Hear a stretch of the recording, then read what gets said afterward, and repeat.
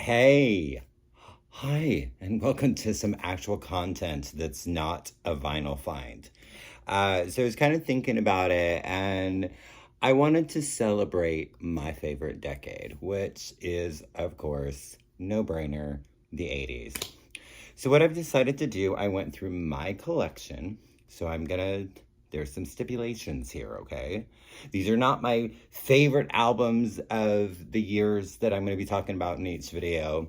They are my favorite albums that I own in my collection. So I don't want to hear, well, why didn't you say this album? Why didn't you say that album? Well, I probably didn't say it because I don't own it. Doesn't mean I don't like it.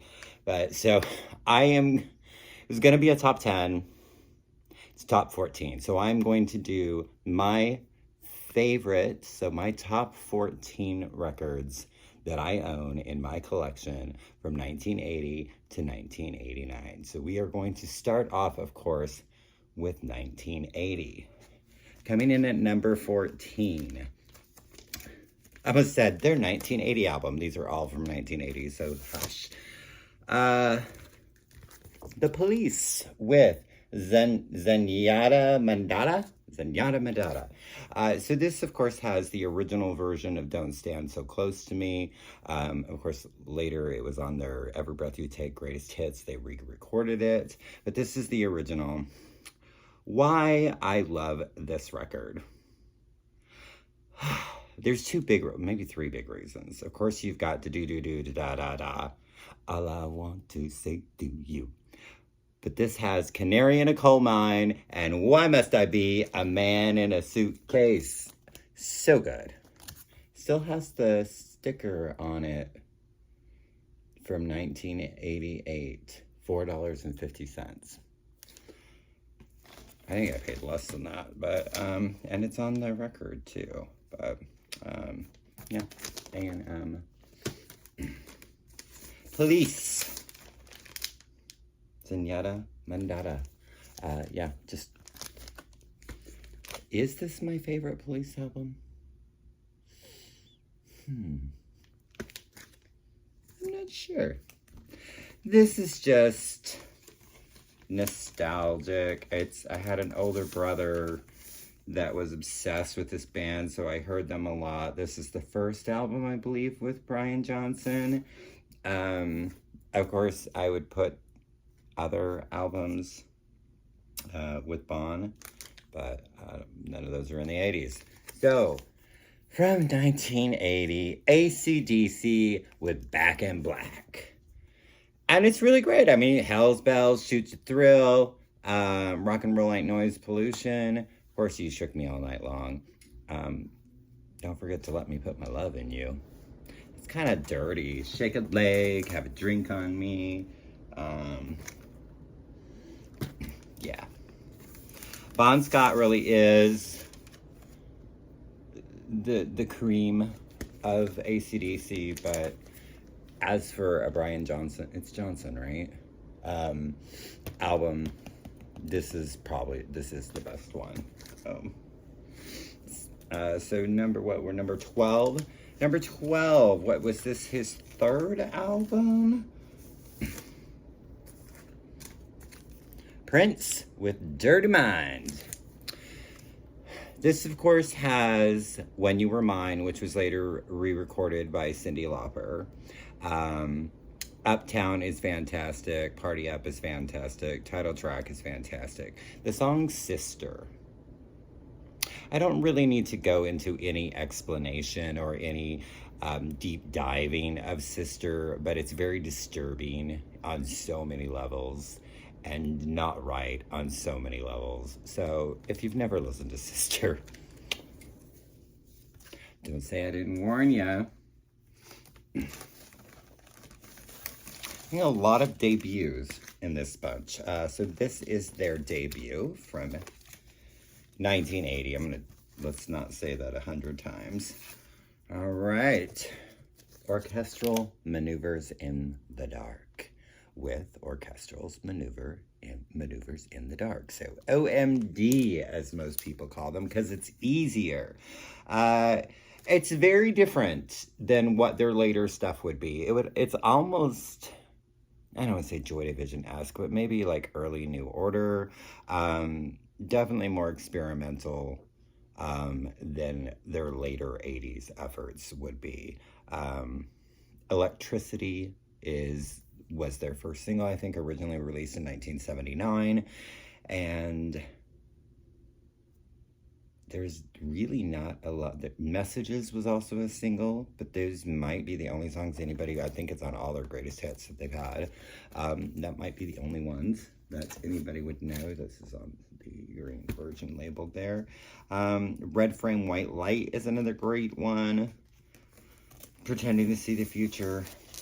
And I just listened to all of these again as well.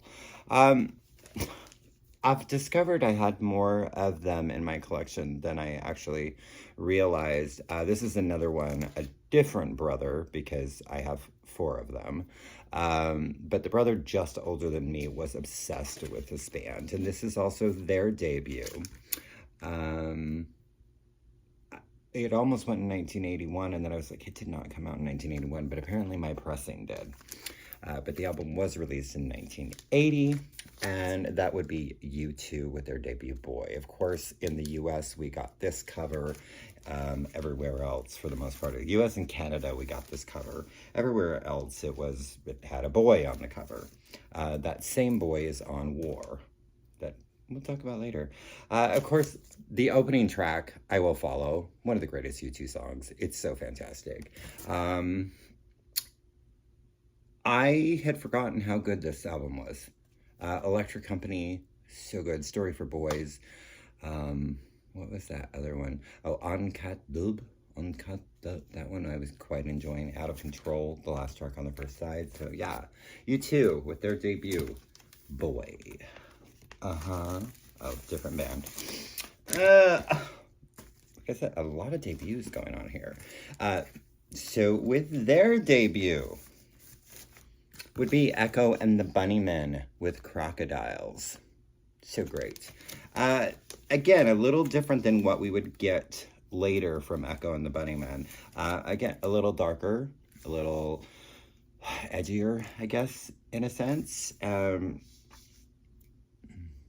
not really outrageously different than their later efforts.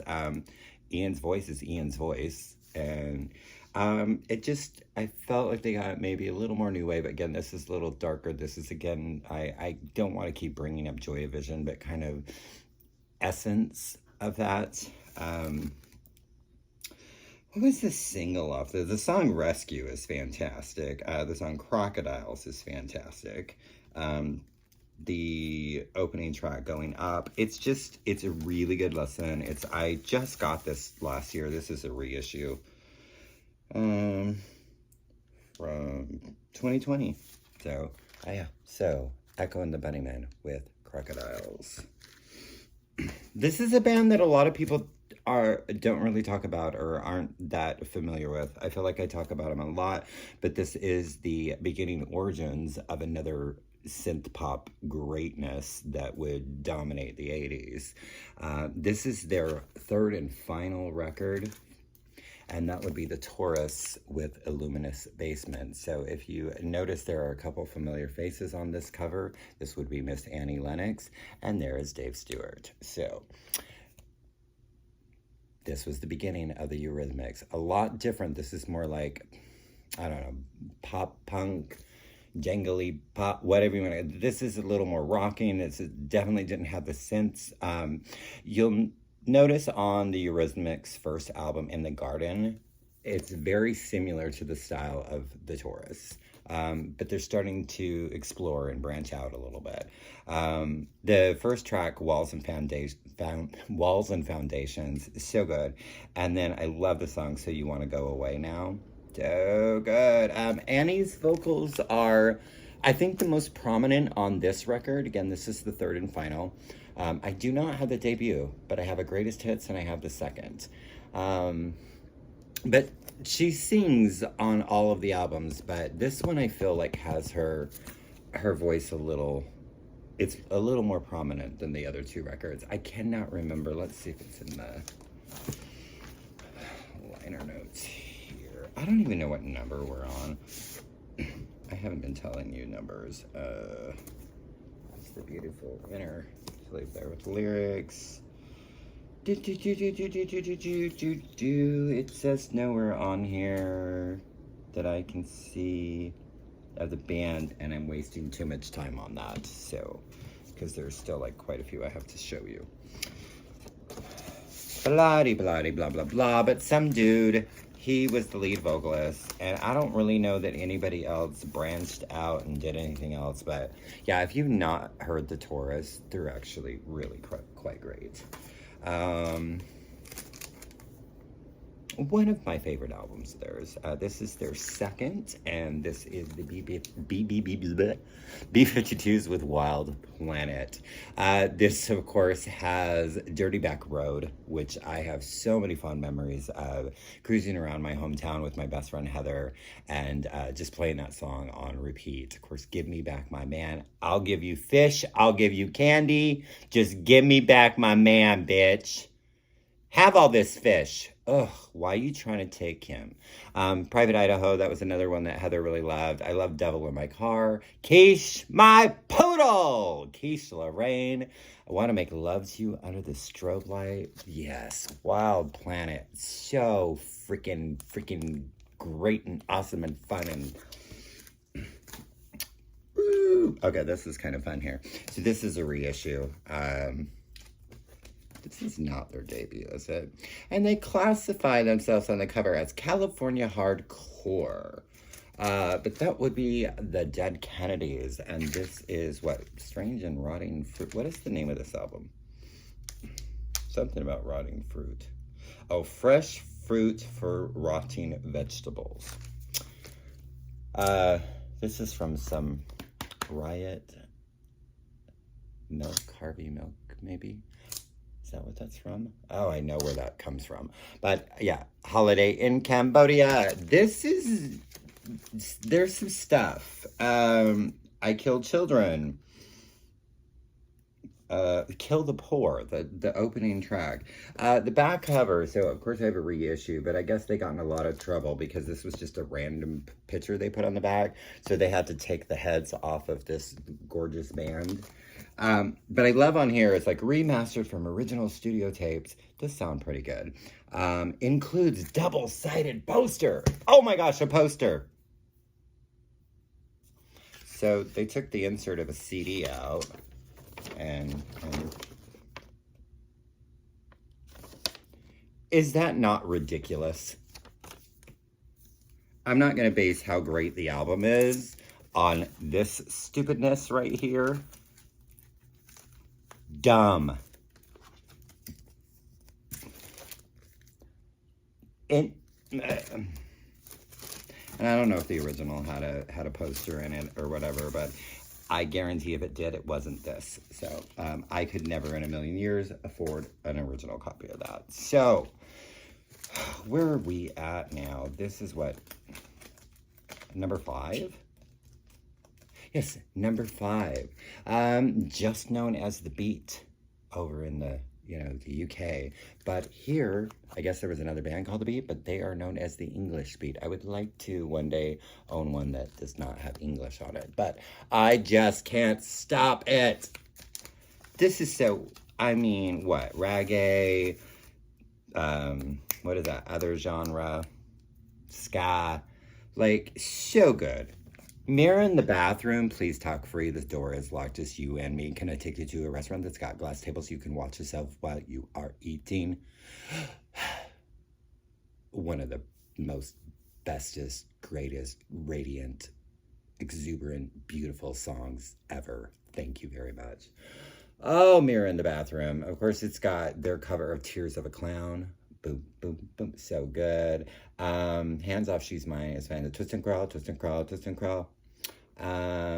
Best Friend, Ranking Full Stop. This is brilliant. I love the English Beat so very much. This is their 3rd album. And that would be Susie and the Banshees with Kaleidoscope. Oh my goodness, this is the happy house. We're happy here in the happy house. And Christine, the strawberry girl, Christine, but not as blood lady. Oh my God, those two songs alone. And then you've got Trophy, Red Light, Desert Kiss. This is Tenant, Closing, Skin. Oh my, so freaking, so good. Look at Susie, so freaking young there. Ew. Hootie and the Blowfish. Sorry, I'm getting texts with random music, songs, whatever. So, number 3. Oh, and it's my beautiful, beautiful reissue on this beautiful, beautiful green. Look at that, so lovely. Yes. 999, the biggest prize in sport. Oh, how I love this album.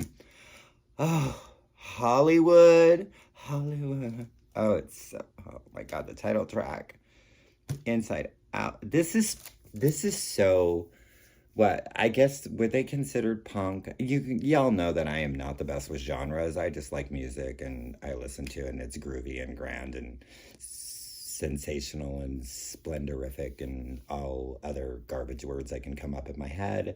Oh my gosh, 999. Just, I need more 999 in my life. They're not the easiest to find. This is my favorite album of theirs. Oh, so good. Yeah, this was just done on this 500 pressings in this certain color variant, whatever. I have number 62.